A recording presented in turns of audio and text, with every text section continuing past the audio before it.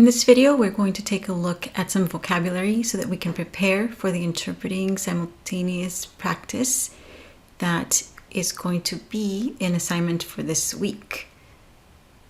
The topic is mental health first aid. And so we're going to take a look at some of the terms that are in the vocabulary list in order to warm up for them. And these are terms that I thought might warrant some explanation. So we're not going to go through the entire list, just some selected terms.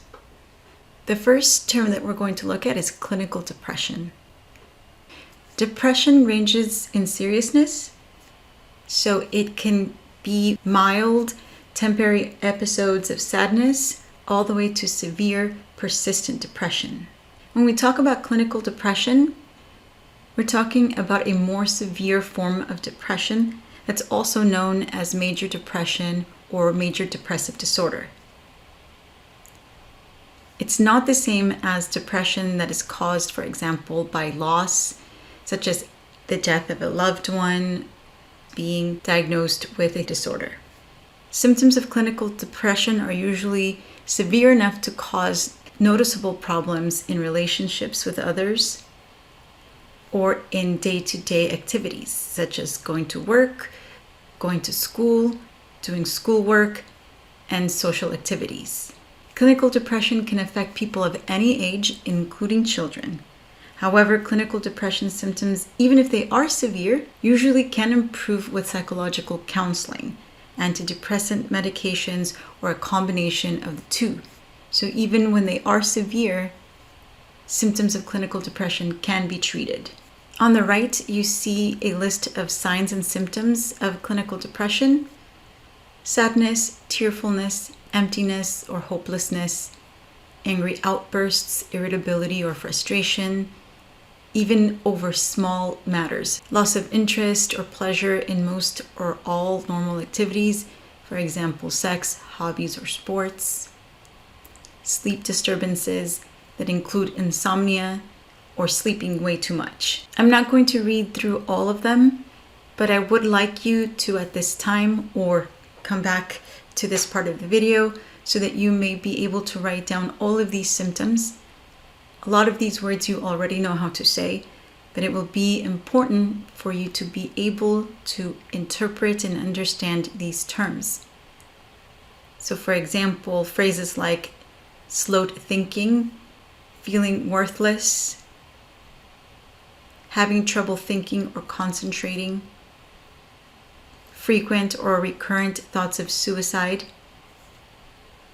And the reason why this is very important is because a lot of the questions that are asked during behavioral health assignments, mental health assignments, especially when doing screening, will have these terms and will use these phrases that you see here. Like I said, a lot of these words you already know how to say, but please still take the time to be able to interpret them in the context and within the phrases that they appear. Next, we're talking about distorted perception. That's one of the vocabulary terms in your list. So let's start off by breaking this up into two terms, into two words. So what is perception? In this context, we're talking about a way of regarding or understanding or interpreting something. So a mental impression. Basically, your perception of something is how you view that thing, how you define something. Distorted means something that is misleading, twisted, contorted from its original shape, and in being so, is inaccurate.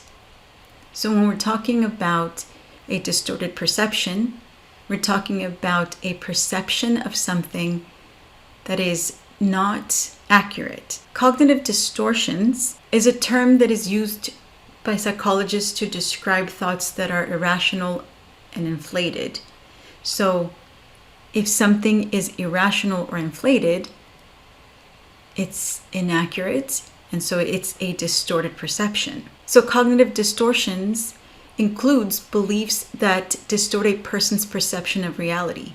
Usually it's in a negative way. Cognitive distortions can lead to increased stress, depression, and anxiety.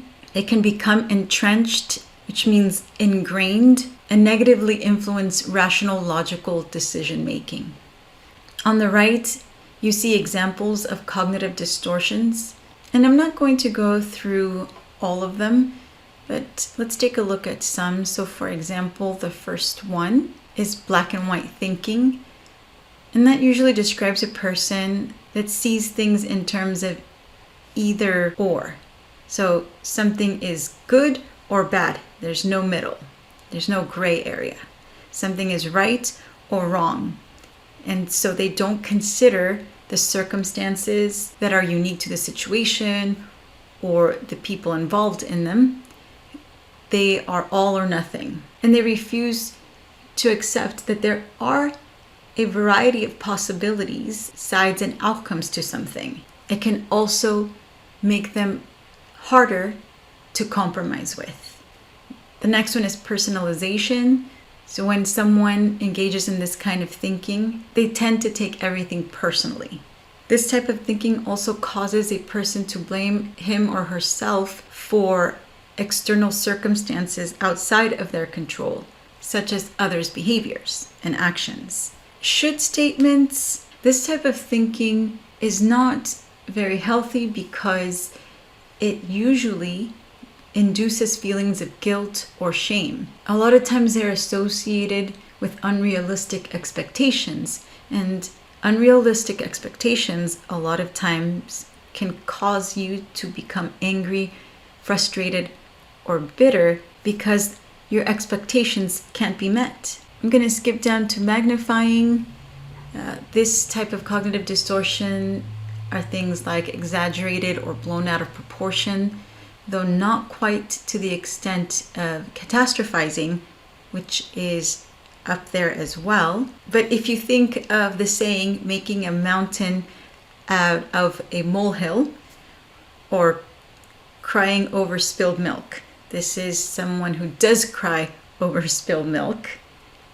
Someone who sees a tiny molehill as a giant, impossible mountain to climb. Minimizing usually refers to minimizing positive events. Usually the same kind of person who magnifies things minimizes positive events. An example would be someone who says, yes, I got a raise, but it wasn't a very big raise and I'm still not very good at my job. Okay, I'm not going to go too far into these. I think you get the point. I am going to add a link to a webpage that gives some more examples and gives you the definitions for these, just in case you're curious. Okay, let's move on to emotional hygiene. Let's start off with a quick video. Look, I should go. For physics, Monsonoff is having me write this essay. The greatest invention ever to benefit mankind. Well, it's Monotov, but that's easy. Antiseptics. Like the whole sanitation thing, Joseph Lister, 1895. For antiseptics, there was no sanitation, especially in medicine. You mean soap?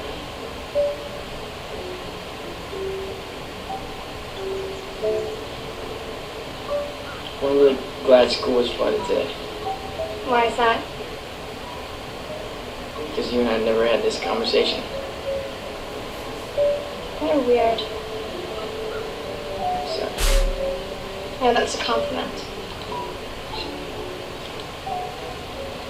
Okay, just a little fun there. That's one of my favorite movies, Donnie Darko, if you didn't recognize it. If you have seen it, awesome. If you have not, I recommend it. So, you hear him talk about sanitation, and I thought that might be a good introduction into talking about hygiene. So hygiene, most of the times when we think about hygiene, we also think about cleanliness. Things like brushing our teeth, cleaning ourselves, showering, bathing, but also hygiene includes taking care of physical injuries. So it's not just things that involve cleanliness, although as you heard Donnie Darko, the invention of antiseptics made a huge difference, especially in healthcare, by reducing infections and avoiding bacteria and germs that make us sick. But hygiene is not just that. It involves all practices that we perform to preserve our health. So things like taking care of our physical injuries are also part of our hygiene.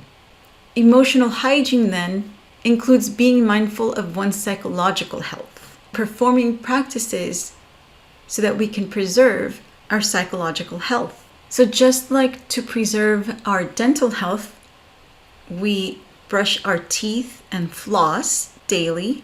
Preserving our emotional hygiene includes adopting brief daily habits to monitor psychological health. Okay, let's take a look at the term empowered. Empowered means having the strength and confidence to control your own life and to claim your rights. Resilience is the next term.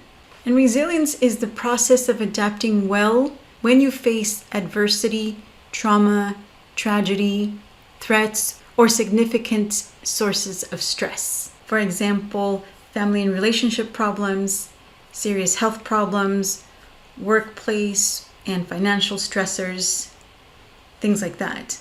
Resilience doesn't mean that a person won't experience difficulty or distress. But when we talk about resiliency, what we're talking about is going through adversity and bouncing back. Now, there are people that are more resilient than others. Resiliency isn't necessarily a personality trait that only some people have and some people don't. As a matter of fact, resiliency involves learning behaviors, thought patterns, and actions that you can develop in order to become more resilient. So what we should understand about resiliency is that it is something that you can learn, and the ability to learn resilience is one of the reasons why we should see resilience as ordinary, meaning anyone can get it, and not extraordinary, meaning that only some people can show resilience. The next word here is fault, and a fault in this context means an unattractive or unsatisfactory feature in a person's character. So, for example, if you see my example here of the apples, you have a perfect apple without any imperfections or defects on the left, and then you have an apple on the right with spots. So it's not a perfect apple. So we're talking about traits in someone's character. The next term is psychological wound. A psychological wound refers to a traumatic experience, and it refers to the harm done to a person's psychological well-being by one or more events that cause major levels of distress. Examples of things that cause psychological wounds or examples of traumatic experiences include being seriously injured, being assaulted, raped, or robbed, experiencing a significant loss, for example, financial, losing your home, or a death in the family or of a friend, divorce, or a breakdown of any other type of significant relationship. So these are all things that can cause psychological wounds. The next term is a setback. By setback, we mean something that hinders or impedes, gets in the way of progress. So it's an interruption to progress. A setback can also take you backwards in your progress. Longevity just refers to a long life. Vulnerability is the state of being exposed to the possibility of being attacked or harmed, either physically or emotionally. It's very similar to susceptibility, but they're not quite the same. Susceptibility means that you are at a higher risk, but you do have some defenses, whereas vulnerability means you are at high risk, and if that thing comes, you would not be able to defend against it. To burst into tears, this one I just added, it might be an Englishism. To burst into tears just means to start crying. And I also have other synonyms there for crying, like sobbing, weeping, bawling, and of course there's a ton more.